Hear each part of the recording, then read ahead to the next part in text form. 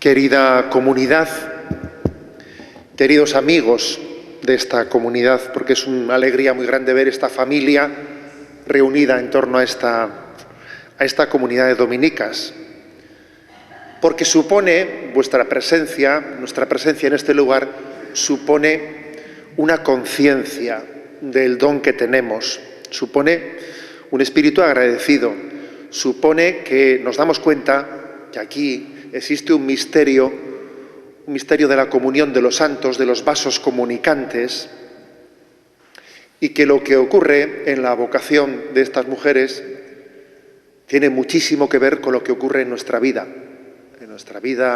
sacerdotal, en nuestra vida familiar, en nuestra vida laboral, tiene mucho que ver. Existe una comunión de los vasos comunicantes en esta vida de la Iglesia. Algún día lo sabremos. Cuando estemos en Dios y vistas las cosas desde su perspectiva, veamos esta vida, nos asombraremos, nos admiraremos de cómo Dios se ha servido de circunstancias y de instrumentos suyos y de elegidos suyos para llegar a nosotros, para salir a nuestro encuentro. Hubo un hombre santo del cual el Señor se sirvió, Santo Domingo de Guzmán, de una manera muy especial. Hay que ver los santos, la capacidad que tienen de mover la historia. Uno ve los periódicos y piensa que lo que acontece en los periódicos hoy en día, primera página, titulares, segunda página, uno podría pensar que eso es lo verdaderamente importante, ¿no? Ahora mismo, pues, os podéis imaginar la campaña electoral, etcétera, ¿no? Pues podría parecer que esa es la historia. Pues no. De todo eso no va a quedar nada. Pero cuando digo nada es nada. Al final, lo que va a quedar es la santidad. Y lo que mueve la historia del mundo, pues es el que los santos son instrumentos de Dios para edificar la historia, para mover almas. Lo demás es hojarasca, es ruido, pero no dice nada. Es una gran lección el que 800 años después, que se dice fácil, 800 años después, estemos aquí recordando pues que el Señor se ha servido de un hombre de Dios para hacer una gran llamada. Es curioso que esa expansión, ¿no? Que ese envío, esa confirmación de la orden dominicana, que se llama el jubileo de la confirmación de la orden, él tuvo una gran intuición. Es curioso que él, en primer lugar, quiso pensar en las religiosas contemplativas, antes de pensar en sus predicadores, en sus frailes predicadores. Tenía muy claro cuál era el orden de prioridades, que primero eran las religiosas contemplativas y que si los predicadores no son sostenidos no hay nada que hacer. El orden elegido, el orden inspirado por Dios para hacer su obra es muy significativo. También se puede decir de los santos como Santo Domingo de Guzmán, que no dan puntadas sin hilo. Y obviamente ese orden de primero poner pues una intendencia contemplativa para después lanzar a la predicación a sus frailes, pues es bastante significativo. Estamos pues profundamente agradecidos. Somos conscientes de que estamos integrados en un plan providencial de Dios. Sobre todo, ¿sabéis para qué un plan providencial? Para que acojamos la predicación de la palabra de Dios. Y que también nosotros nos convirtamos en predicadores de esa palabra. Dios envió a su Hijo al mundo, la palabra. Él es la palabra, Él es el verbo. Dios no permaneció mudo, sino que habló, se reveló. Fijaros que en este momento, que hay un gran reto, ¿no? Un gran reto entre la creencia y la increencia. En el momento presente, la frontera entre la creencia y la increencia no es como los años 60 o 70, quienes creen en Dios y quienes no creen en Dios. No, hoy en día no está ahí la frontera entre la creencia y la increencia. En el momento presente, esa frontera está en creer que Dios es, pues eso, ¿no? Alguien que está ahí arriba, pero que no interviene, que no, una energía, a veces se dice, ¿no? Algo que está ahí arriba, pero que no ha intervenido en nuestra historia, o creer que Dios se ha revelado, que Dios ha hablado, que ha acontecido en la historia, que ha entrado en ella, que se ha hecho carne, que ha dado luz a su iglesia, y que cuando alguien me está predicando, como es el caso de un servidor en este momento, es Cristo el que se está sirviendo de su iglesia para dirigirse al mundo. Esa es la frontera. La frontera no es entre creer en Dios o no creer en Dios, porque existe hoy en día una manera de creer en Dios que es como si no se creyese. Abstracta, difusa, lejana, inconcreta, despersonalizada. No. Santo Domingo, sobre todo, y su carisma, lo que nos revela es que Dios habla, que Dios predica, que la predicación de la palabra está llamada a que Dios siga presente en el mundo, a que Dios tenga algo que decirnos a cada uno de los aquí presentes, que hemos venido aquí a acompañar a nuestras queridas dominicas en el inicio de su jubileo, pero no os penséis que el Señor no tiene algo personal que decirnos a todos y a cada uno de los aquí presentes. En la carta de convocatoria que ustedes han recibido por parte de la Congregación para la Vida Consagrada, se hacen 4 preguntas que me parece que son muy significativas, ¿no? Que son las siguientes. Para entender en lo que es el lema de este año jubilar. El lema tiene este nombre: enviados a predicar el Evangelio. Si algo es Santo Domingo, sobre todo es el predicador, el que asume que su razón de ser es la de predicar la palabra. Y la razón de ser de ustedes no es otra que orar e interceder para que esa predicación sea realizada conforme a los dones del Espíritu Santo y para que las almas que la reciben se abran a acogerla.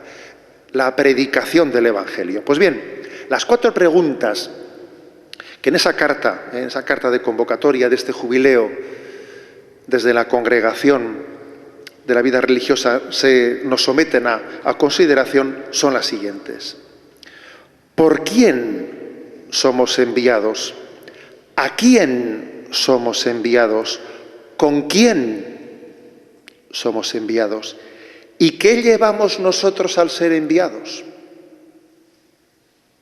Obviamente, somos enviados por el Cristo glorioso, ese que tiene sus brazos abiertos intercediendo ante el Padre, que está intercediendo por todos nosotros y que clama y dice: ¿a quién enviaré? ¿A quién enviaré para hablarles?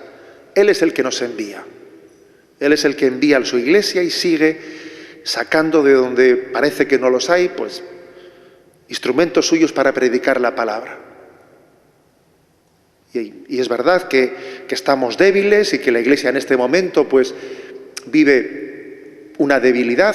Alguno decía que uno de los lemas que podía tener la iglesia en el momento presente podía ser el de: nos derriban pero no nos rematan.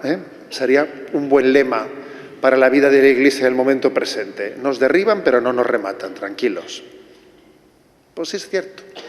En nuestra debilidad somos fuertes, porque el Señor se ha comprometido a seguir enviando y a seguir utilizando de esta iglesia, sirviéndose de ella como instrumento suyo.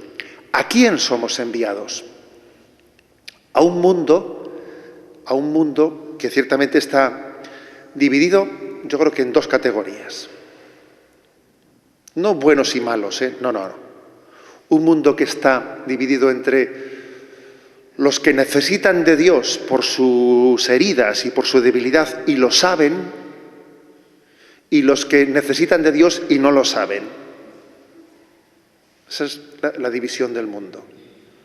Los que necesitan y son conscientes, y los que lo necesitan y no son conscientes.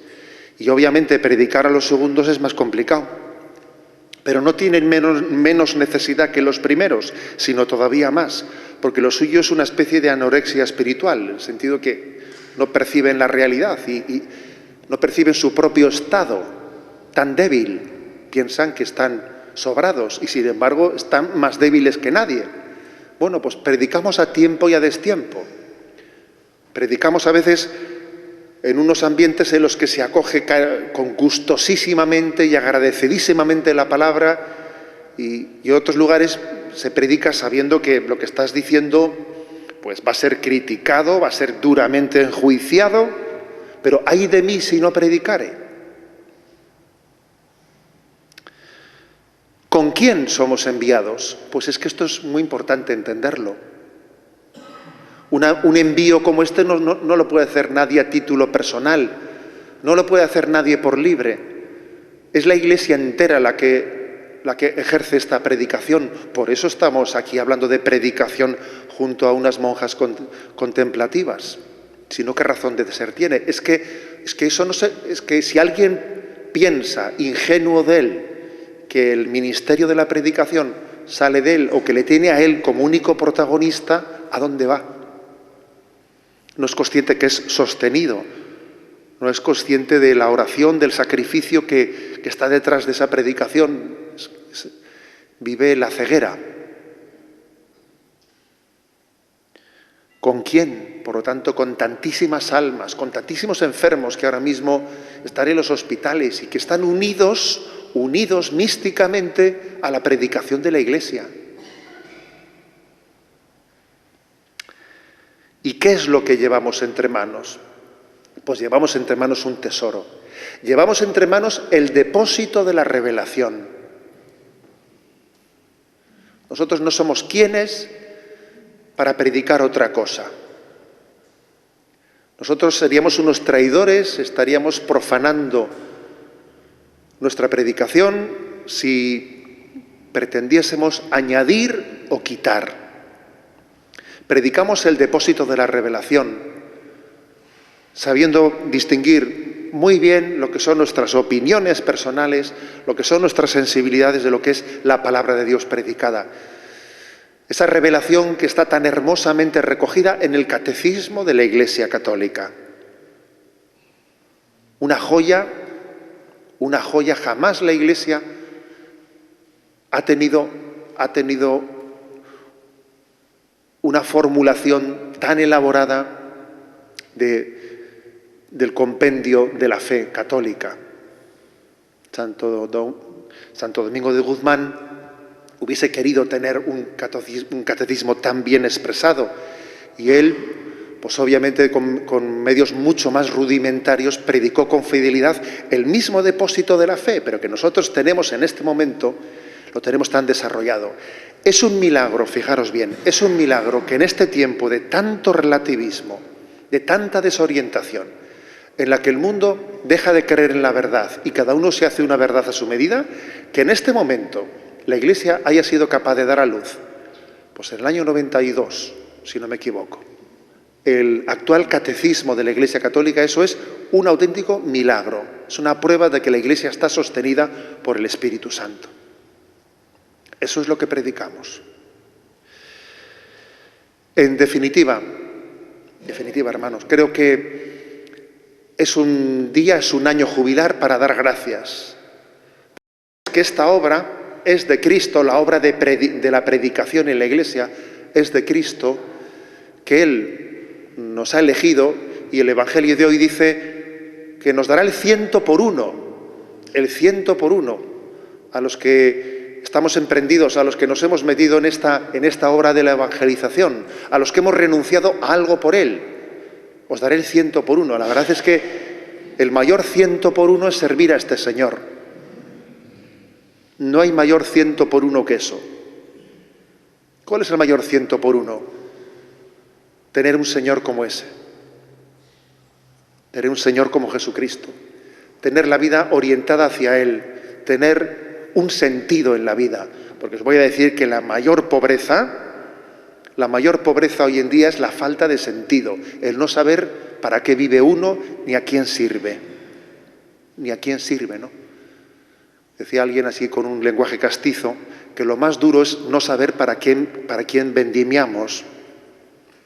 Eso es muy duro. No sé ni para quién hago las cosas, ¿no? Nosotros tenemos un Señor y nuestra mayor paga es poder servir a un Señor así. Eso sí que es un 100 por 1. Saber por quién damos la vida. Por Cristo nuestro Señor. Os daré el 100 por 1. Eso sí, con persecuciones, lo dice el Evangelio. No será un 100 por 1 fácil. No. Y además es que la segunda carta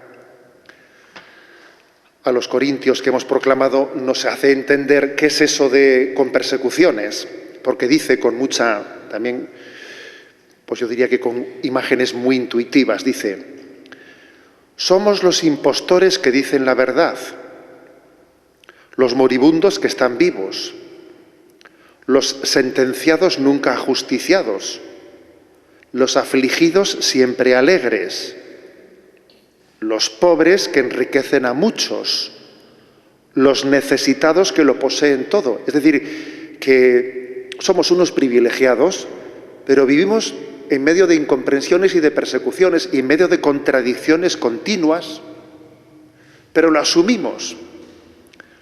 Porque llevar las cruces por este Señor es un lujo. Es un lujo llevar cruces por Jesucristo.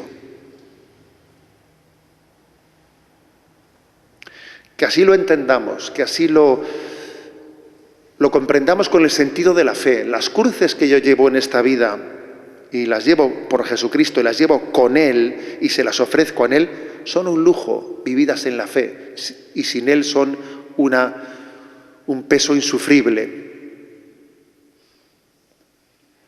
Querida comunidad, les quiero felicitar en nombre de todos al inicio de este año, y les quiero agradecer su fidelidad, su perseverancia. A todos nos cuesta la perseverancia y la fidelidad. A los aquí presentes seguro que en momentos en la vida en los que tenemos tentaciones, ¿no? de dejación, de dejar a medias las cosas, de no terminarlas hasta el final.